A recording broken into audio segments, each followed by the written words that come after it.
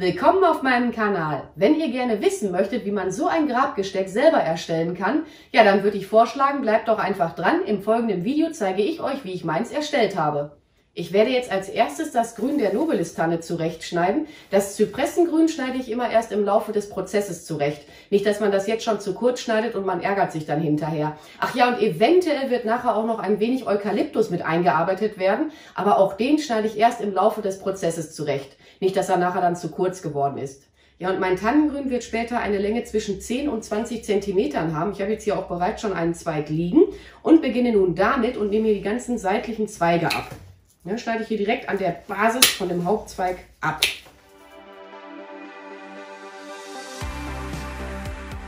Das Ende vom Zweig schneide ich jetzt ein bisschen großzügiger ab, weil ich jetzt noch nicht weiß, wie lang das später aus dem Gesteck hinausschauen soll. Also da jetzt lieber erstmal ein bisschen Reserve mit einplanen.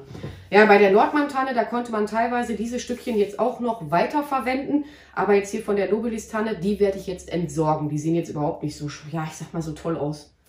So, und jetzt beginne ich damit und sortiere mein Grün so ein bisschen der Länge nach. Dass man so längliche Zweige hat, mittlere und, mein Gott, Entschuldigung, und ganz kleine.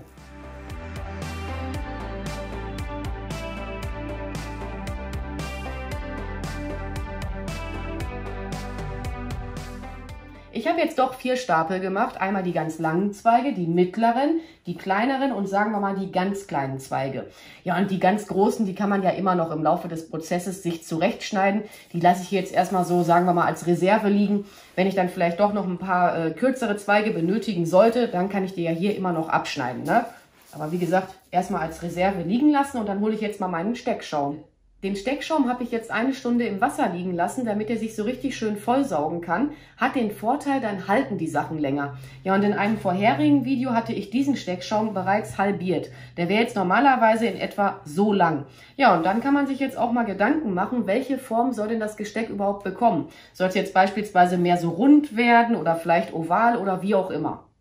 Ich würde auch immer vor dem Stecken der Zweige die hier einmal so platzieren, weil dann bekommt man mal eine Vorstellung, wie groß das Gesteck überhaupt wird. Und ich habe jetzt gerade für mich entschieden, diese mittleren Zweige werde ich stellenweise noch ein bisschen einkürzen, weil ansonsten würde das jetzt gleich wirklich ein ganz schön großes Gesteck werden. Ich hatte nämlich jetzt eigentlich vorgehabt, ja, sagen wir mal so eine mittlere Größe zu machen. Wenn man das dann noch einkürzt, hier unterhalb dieser Gabelung oder wo die ersten Verzweigungen kommen, sag ich mal so, immer noch so 1 bis 2 Zentimeter hier dran lassen. Oder ich zeige es euch mal eben ein bisschen genauer. Ich mache da auch grundsätzlich immer die untersten Nadeln ab, weil dann kann man das nachher besser hineinstecken. Aber auch da würde ich die Nadeln erst im Laufe des Prozesses abschneiden. Ja, werdet ihr nachher sehen, warum ich jetzt noch nicht überall hier unten die Nadeln wegnehme. Weil stellenweise braucht man dann auch wieder Zweige, wo hier die Nadeln noch dran sind. Also dann immer nach und nach machen. So, das mache ich hier jetzt auch schon mal, aber das ist eigentlich ganz gut von der Länge. Und wenn die halt mal zu lang sind, dann einfach noch mal ein bisschen was abschneiden. So, ich schaue jetzt noch mal, dass die Zweige in etwa eine gleiche Länge haben. Und an den beiden anderen Seiten, da nehme ich jetzt kürzere Zweige, weil mein Gesteck soll ja ovaler werden. Wenn man es jetzt rund haben möchte, dann halt komplett drumherum in etwa die gleiche Zweiglänge einarbeiten. Okay, jetzt drehe ich das mal eben für euch. Jetzt beginne ich hier mit der ersten Reihe oder mit der ersten Zweigreihe und stecke die in meinen Steckschaum so ein bisschen schräg hinein. Würde ich die jetzt so stecken, dann würde das ja so komisch abstehen. Ne? Das sieht ja jetzt nicht so schön aus. Ne?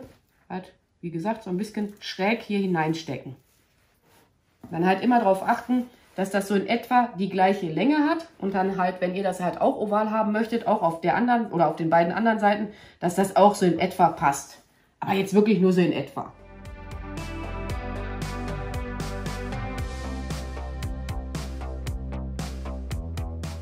Das hätte ich jetzt schon fast vergessen zu erwähnen. Ich stecke die erste Reihe Zweige auf in etwa gleicher Höhe in meinen Steckschaum hinein. Auch jetzt nur so in etwa. Und achte dabei halt auch immer hier so auf die Proportion, dass hier keine Lücken so sind.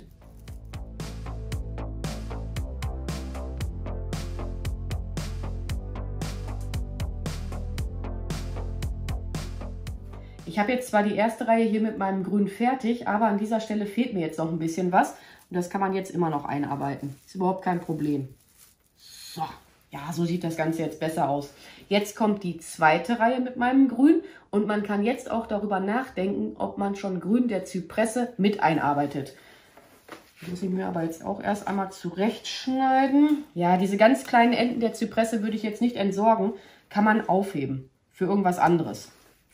Mal eben schauen. Jetzt habe ich aber auch ein ganz ungünstiges Stück irgendwie erwischt. Ich schneide jetzt erstmal das Ende hier der Zypresse ab. Ja, mal eben gucken, lieber mit ein bisschen Reserve. Vielleicht hier auch noch ein paar, ich wollte schon Zapfen sagen, ein paar Samenkapseln mit dran lassen. So, okay. Ja, gut, kann ich ja immer noch kürzer schneiden. Und jetzt gucke ich halt mal, wie lang möchte ich die Zypresse überhaupt haben. Ja, das ist jetzt viel zu lang. Ich versuche die Zypresse immer so zu schneiden, dass das Ende dann nachher auch noch schön aussieht. Ist aber nicht immer so einfach bei der Zypresse. Komm schon. So, mal eben schauen. Auch hier ein bisschen was im unteren Bereich entfernen. Und auch jetzt wieder schräg in den Steckschaum hineinstecken, aber jetzt etwas höher. Ne? Jetzt nicht mehr auf der gleichen Höhe wie die erste Reihe. Ich glaube, ich muss das hier aber auch noch ein bisschen justieren. Ach ja, und das Grün, was jetzt in der zweiten Reihe kommt, das ist jetzt auch wieder ein bisschen kürzer als das Grün hier in der ersten Reihe. Ich muss jetzt gerade selber noch mal überlegen, wo ich jetzt die Zypresse einarbeite, so rum. Ja doch, ich habe mich jetzt entschieden. Die kommt jetzt an der Stelle hier mit rein. Ich stecke das jetzt nur noch minimal schräg in den Steckschaum. So schräg wie bei der ersten Reihe muss man das jetzt nicht mehr machen.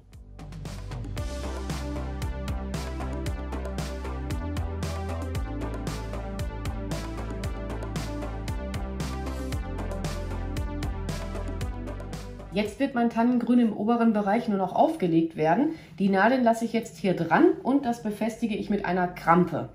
Jetzt muss ich nur gucken, dass ich jetzt nicht einen Ast darunter erwische. Deshalb würde ich jetzt auch keine super langen Krampen nehmen. Die Mitte lasse ich jetzt hier erstmal frei, weil da wird jetzt nachher auch noch was eingearbeitet werden. So, wo habe ich denn jetzt wieder eine Krampe? Alternativ könntet ihr auch einfach jetzt Lockennadeln nehmen. Muss man halt dann immer nur mit Gefühl hier befestigen, dass man dann halt die anderen Zweige, die da drunter sitzen, nicht erwischt. Und wie gesagt, den Rand, die Mitte hier freilassen.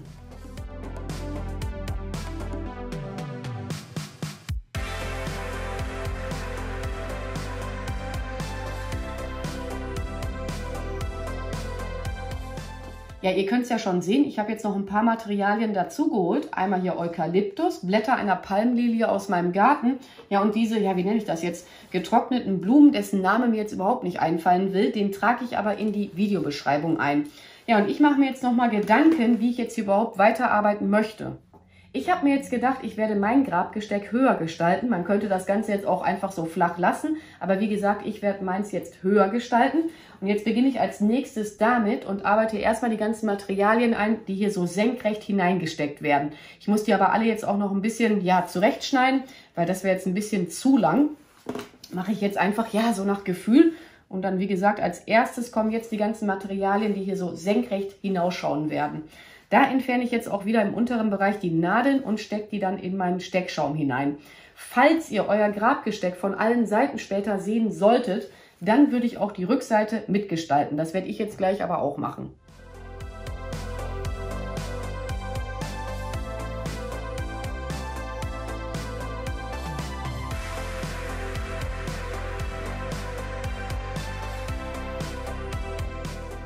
Ich habe jetzt alles soweit eingearbeitet, was, sagen wir mal, so senkrecht nach oben hinweg geht. Und nun beginne ich damit und schaffe hier eine Verbindung zu dem flacheren Bereich. Jetzt wird mein Grün nur noch so leicht schräg in meinen Steckschaum hineingesteckt werden. Ach ja, und dann wollte ich noch diese Bauernhortensie mit einarbeiten. Die stecke ich auch einfach in meinen Steckschaum hinein. Und falls ihr die Rückseite mitgestalten solltet, achtet auch darauf, dass man von vorne wiederum die etwas unschönere Seite vom Tannengrün nicht sehen kann.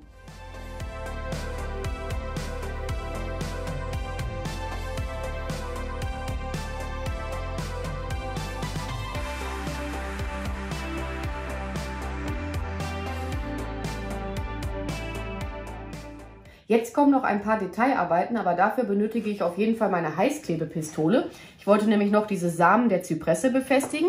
Dann habe ich hier getrocknete Lotuskolben, welche ich mit etwas Silberspray angesprüht habe, werden auch einfach mit der Heißklebepistole befestigt. Und ich habe hier noch eine Bauernhortensie.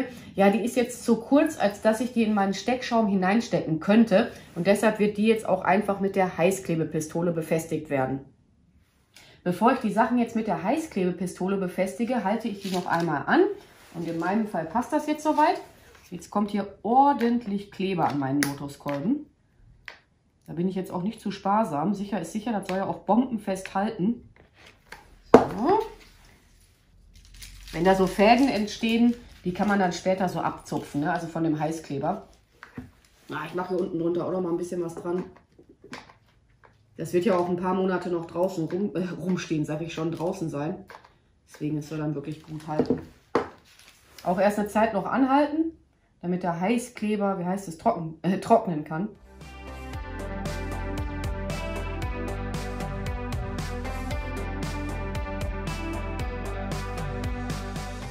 Ich bin jetzt soweit fertig mit meinem Gesteck. Ich muss das jetzt nachher nur noch zum Friedhof hinbringen. Aber ich denke, meiner Oma wird es gefallen.